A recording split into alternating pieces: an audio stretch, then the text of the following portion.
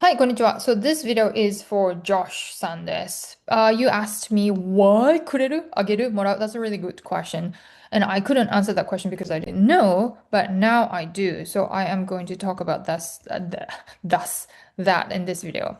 So before that, I need to introduce you the concept of uchi and soto. I don't think I've ever talked about this in class, but so for Japanese people, the concept of uchi and soto is very, very important. So uchi means um, usually yourself, and your family, and people in a group.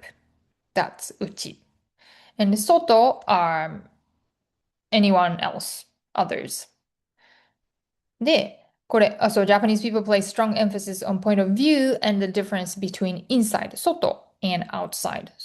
内、ごめん、inside and soto, outside. We know context is very important in Japanese language, but also what matters most is not the event itself, like to give or to receive, but whose perspective the situation is described from is very important. And you saw that, right? When you receive something, always morao. But when somebody gives you something and then we change ageru to kureru. So that's because whose perspective the situation is described from is very important in Japanese. And this one, we talked about this a little bit in the past, but we have thing called sonkeigo, kenjogo, tenego. The reason we have um, different kind of polite form is because depends on whose perspective you are talking, describing things from. We change the words or grammar items we use. We haven't done that yet, but this is one of the reasons. And then the first thing we did was this もらう, あげる and くれる. もらう to receive, and then we have two gives, right? あげる, regular give, and when somebody gives you something, we use くれる. ね. But why? So, これ, I didn't know this yesterday, but くれる, あげる, もらう. So these words originally had different meanings and origins and only later developed into give, receive verbs. I talked about this a little bit yesterday, but あげる means to raise, like bring something up. And くれる, now modern Japanese we use くれる as somebody giving you something. That grammar, the word grammar items we did, grammar item we did yesterday or in level 8 class. But くれる originally means to come down from somewhere above or bring something down. So like this stuff was here, but he brought this down. But we don't use this action using くれる anymore. Probably 下る now. 下る, the kanji is this. 下る means go down. It's opposite, right? 上げる to go up, 下る. So this kanji is 上. This kanji is 下, above, and then under, if you remember. And then もらう means to receive. So this verb didn't change. Okay, 上げる to raise, くれる to come down, もらう to receive. But why did we use to raise and to come down as to give? It's because, so, これ, you might see him you might have seen him before. He's Tokugawa Ieyasu. He's a very important shogun. If you have watched the TV show Shogun, he's the model. Tokugawa Ieyasu. By the way, he loved Shizuoka, so his grave is in Shizuoka. But so he is very important, right? Like these important level hierarchy people, ちょっと待って, had these servant or I don't know retainers, these people, and when these people servant gave uh, Tokugawa Ieyasu or important people something, when they gave something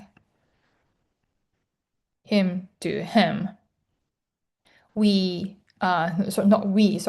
used あげる. So because higher more important, so then you raise something up, move something towards a high position status people.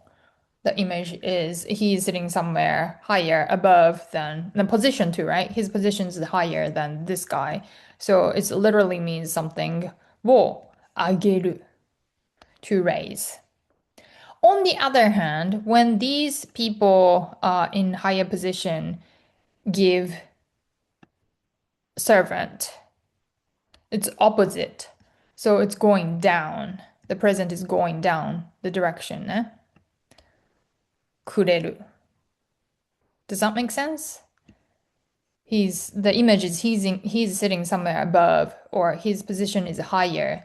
That's why to raise, he has to raise あげる. And then the servant is sitting somewhere below than him, Tokugawa Ieyasu, shogun, or his position is much lower. So the present goes down. くれる. ね.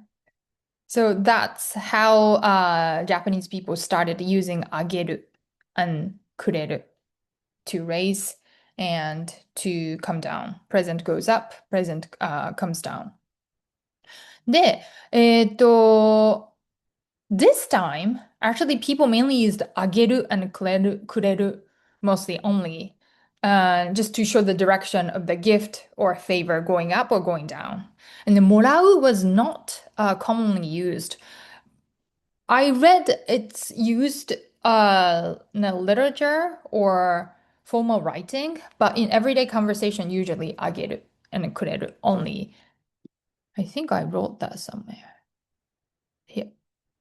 ね. But then, here.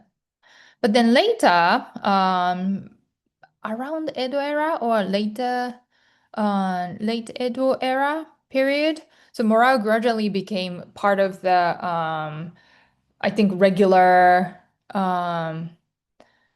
giving receiving system. Like in Japan, giving and receiving system changed, and then people started needing to use the word to receive. Then they started using morale ごめん in everyday conversation. So that's why we only have one morale. Is it making sense? どうですか？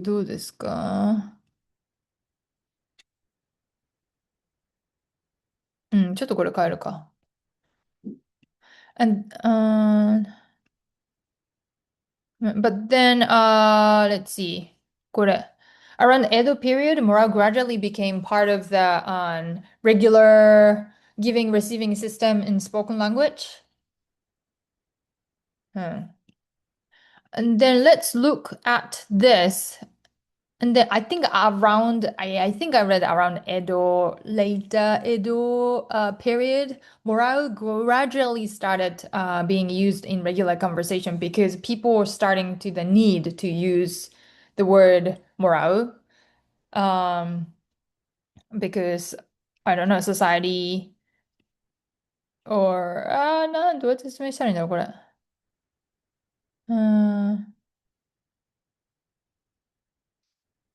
Okay. And then let's look at this one. And then around the Edo period, probably later Edo, that actually I don't know when. Maybe I'm lying now. But gradually morale is became more popular. People started to feel the need to use morale because I don't know, the society changed a little bit. And this one, so the classic Japanese emphasizes social hierarchy. So giving from lower position to higher position to lower position is more really, really important. But then I guess like society changed and then people started to use morale. That's why we only have one morale, but あげる、くれる to give. Is it making sense?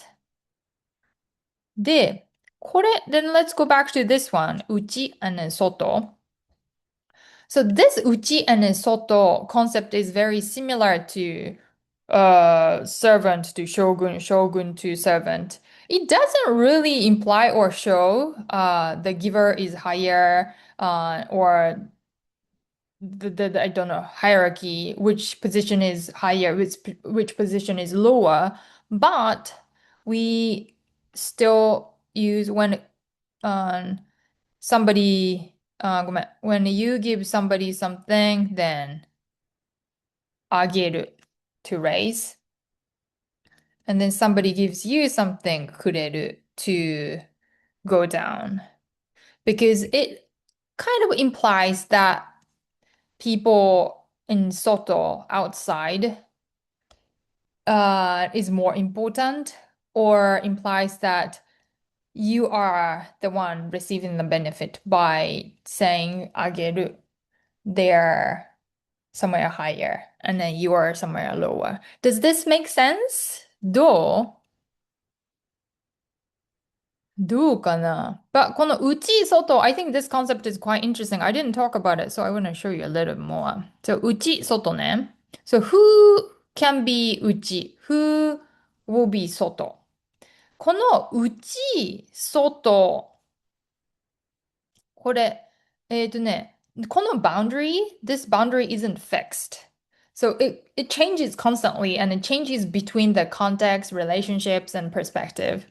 So, 例えば、if you are having a meeting with your colleagues, like your everyday meeting in, ごめん, your office. So probably uchi for you will be I, yourself, and your team. And then soto will be your boss and probably other team in the same company. But if you are having a meeting with a different company, like let's say you are working for Google and then you have meeting with Apple, then uchi will be I, your team, and also your boss and other team too, because you guys are working for same company. And then soto will be the people who's working for the other company, like Apple. So this uchi soto concept changes all the time, constantly. さあ、どうでしょうか ?Hope this helped. ではでは、お疲れさん。またね